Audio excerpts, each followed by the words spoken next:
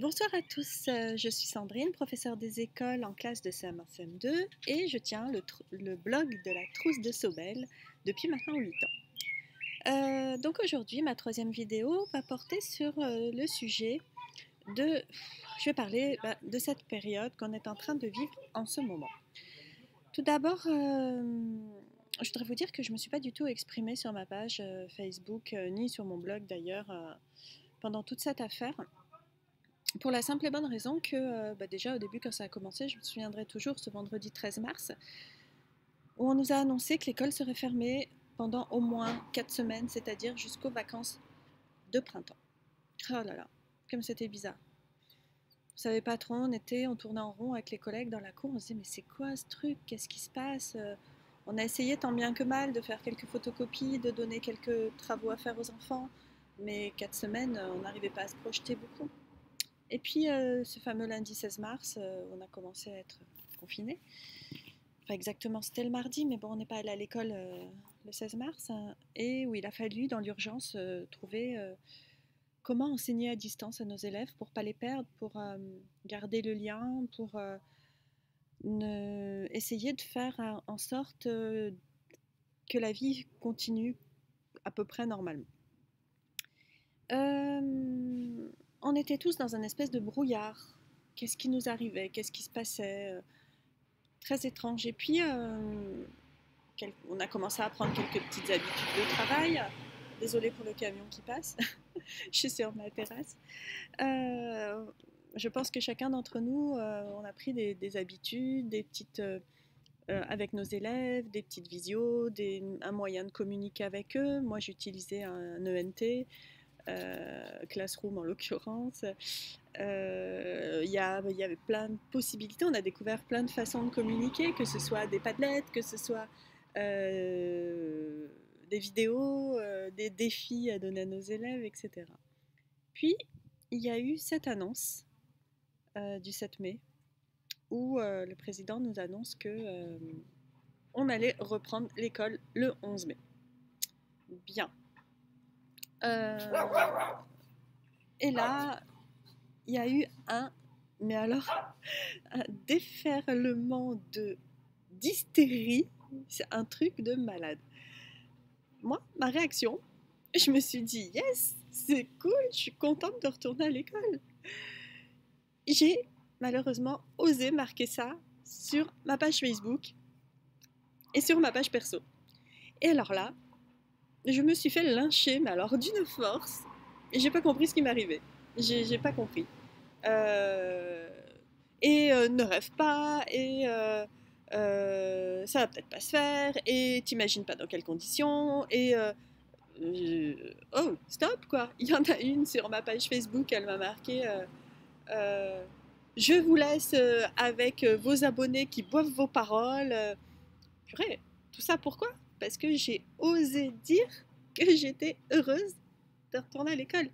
Et de la perspective de retrouver mes élèves me faisait plaisir. Oh là là, mais qu'est-ce que j'avais pas dit là? Donc, je me suis dit, je vais me préserver parce que moi, je suis quelqu'un d'hyper positive, en fait, toujours joyeuse. Et mon but, c'était pas de mettre en colère les gens, c'était juste d'essayer d'amener un petit peu d'optimisme dans tout ça, quoi. Yes, on va reprendre l'école. La vie va reprendre, quoi. Ça fait du bien. On a une perspective de déconfinement, de vie à peu près normale. Et non.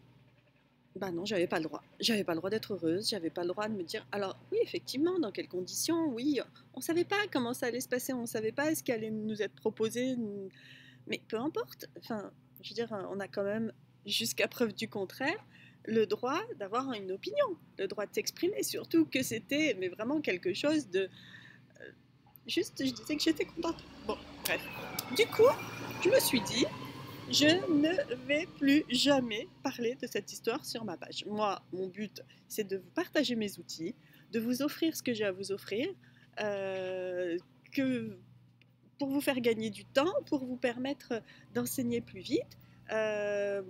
Peut-être lié à mes 25 ans de carrière et à tout le boulot que j'ai pu faire depuis tout ce temps-là. Je ne voulais pas le garder pour moi, je me suis dit, pouvez vous servir. Bref, Je suis pas du tout quelqu'un de polémique et pas du tout quelqu'un qui a envie de faire des histoires et qui a envie de vous imposer mes idées, loin de là. Donc, j'ai dit, oulalalala, je ne vais plus parler de ça du tout sur mon blog. Plus du tout. Je vais partager sur mon blog, mais sur ma page Facebook d'ailleurs. Je vais partager mes outils, je vais continuer à partager mes découvertes. Voilà, et j'ai découvert la classe virtuelle, j'ai découvert Cuisinière, je vous ai mis les liens de tous les exercices que j'ai faits, je les partagés dans le catalogue pour que vous puissiez les récupérer, etc. Voilà, toujours dans le même esprit de partage gratuit, sans attendre rien en retour, quoi. Bon, bref.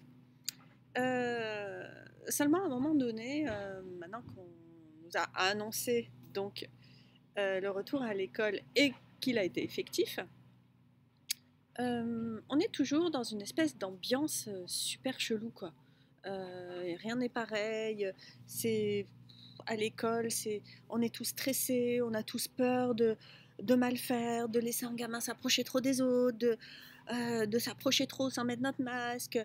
C'est hyper pesant en fait. Toute la journée, c'est moralement très très très stressant en fait, très oppressant. Et j'ai envie de vous dire, ouais, on vit ça toute la journée. Alors, ou bien, moi par exemple, c'est le matin, l'après-midi, j'ai mes collègues qui prennent ma classe, mais quand même, on n'est pas tranquille, quoi. Donc, moi j'ai envie de vous dire, euh, essayez de vous préserver, de vous protéger. Arrêtez d'écouter la télé où on vous dit il y a des morts encore, surtout, ne lâchez pas les efforts. On le sait, on le sait. On n'a pas besoin d'entendre ça toutes les minutes à la radio et à la télé. On est grand, on sait, on sait. Enfin, je veux dire, tout le monde le sait. On entend ça tout le temps. Donc, euh, et nos ministres qui nous annoncent sans arrêt un coup blanc, un coup noir. Là, alors maintenant, ça y est, maintenant quoi? Oui, oh, préparez-vous, peut-être qu'en septembre, ça va continuer comme ça. Mais quoi, peut-être en septembre? Mais lâchez-nous un peu, laissez-nous vivre en ce moment, ce qu'on a à vivre en ce moment. Personne ne sait comment tout ça, ça va évoluer. Personne ne sait si en septembre, on aura encore besoin de le faire ou pas. Si effectivement en septembre, on a encore besoin d'accueillir que la moitié des élèves et d'organiser l'école autrement, ben on le fera. Mais à quoi ça nous sert qu'on nous dise sans arrêt, ah mais maintenant, faut quand même faire attention, parce que peut-être qu'en septembre, encore, mais non mais oh, stop quoi, à un moment donné, est-ce qu'on peut juste vivre dans le moment présent? À quoi ça sert? Moi c'est ça que je comprends pas, c'est à quoi ça sert qu'on nous dise ça? Moi personnellement, j'entends un truc comme ça m'énerve. Ça m'énerve parce que j'ai pas envie de me projeter dans une rentrée comme ça. J'ai pas envie. J'ai envie de me dire, peut-être que en septembre, ça sera fini. Peut-être que en septembre, on va retrouver notre classe. Peut-être qu'en septembre, il n'y aura plus de gestes barrières, il n'y aura plus de masques, il n'y aura plus de distanciation. J'aimerais tellement, mais tellement que ça se passe comme ça. Oui, alors, je suis pas naïve, je suis pas bisounours, je suis pas rien. Je suis juste optimiste. J'ai juste envie de croire à ça parce que c'est ça qui me fait du bien. C'est pas d'entendre nous dire oui, peut-être qu'en septembre, zut, personne n'est devant, ni les ministres, ni les inspecteurs, ni rien, personne. Personne ne sait. Donc, moi, ce que j'ai choisi, parce que de toute manière, ils le disent, hein, sans arrêt, et puis les gens partagent sur Facebook sans arrêt, sans arrêt. Oui, et voilà ce que vient d'annoncer Blanquer et machin et tout. Moi, je partage pas. Je lis pas ça. J'ai pas envie de ça parce que ça ne me rend pas bien. Cette perspective de me dire ça continuera en septembre, ça ne me rend pas bien. C'est pas quelque chose qui me fait plaisir. Donc j'écoute pas ça. Donc après c'est mon conseil, c'est ma façon d'agir, c'est ma façon d'être. Je vous oblige bien évidemment pas à faire comme moi, mais simplement c'est vrai que d'écouter sans arrêt des trucs anxiogènes, des mauvaises nouvelles qui nous entretiennent dans cette espèce de mal-être, de peur sans arrêt. On n'a pas besoin de ça, on n'en a pas besoin. C'est suffisamment difficile aujourd'hui, la situation telle qu'elle est, pour qu'on nous rajoute sans arrêt des couches et des couches. La plupart des directeurs vivent un enfer à organiser les, les différentes étapes de cette rentrée, d'abord le 11, puis après le 2, le 25 mai ou le 2 juin. Comment on va faire pour tous accueillir les gamins, pour respecter le protocole C'est super compliqué, c'est un casse-tête. Pour les mères, c'est la même chose. On n'a pas besoin, par-dessus le marché, de nous dire en septembre, ça va continuer. Non, non. Dites-nous rien, parce qu'on verra bien après l'été, en septembre, comment ce sera. On verra. Voilà. Donc, je suis désolée, c'est un petit coup de gueule peut-être que je pousse aujourd'hui, mais petit coup de gueule, pas vraiment, mais c'est juste que un petit conseil pour vous dire voilà, écartez-vous des médias, arrêtez d'écouter tous ces trucs-là, arrêtez de l'absorber, arrêtez. Prenez pas ce truc-là. Dites, je vous laisse votre cadeau, gardez-le. Moi, j'en veux pas de votre cadeau de mauvaises nouvelles. Je ne veux que des bonnes nouvelles. Donc, tant qu'on m'annonce des mauvaises nouvelles, je n'écoute plus. Je ne veux plus le lire, je ne veux plus l'écouter. C'est compliqué parce qu'on a sans arrêt. Alors moi, j'essaye de plus écouter les informations, de plus écouter les médias, parce que de toute manière, on sera au courant. On sera au courant. Il y aura toujours quelqu'un qui viendra nous dire. Et par contre, bah, les annonces importantes, de temps en temps, bah oui, bah, ça on écoute, parce que malgré tout, bah... Mais les annonces qui ne sont pas des annonces, sur lesquelles on revient 2-3 jours après, et un coup c'est comme ci, un coup c'est comme ça, il y en a marre, quoi. Franchement, il y en a marre. Donc voilà, écoutez, prenez soin de vous. Encore une fois, c'est la deuxième vidéo que je fais sur ce sujet, mais voilà, préservez-vous et arrêtez d'absorber de la négativité. Voilà, cultivez l'optimisme sans être naïf forcément, mais voilà. Portez-vous bien et à très vite. N'oubliez pas de liker ma vidéo si vous l'avez aimée, partagez-la si vous l'avez aimée, abonnez-vous à ma chaîne et faites passer le mot. À très vite.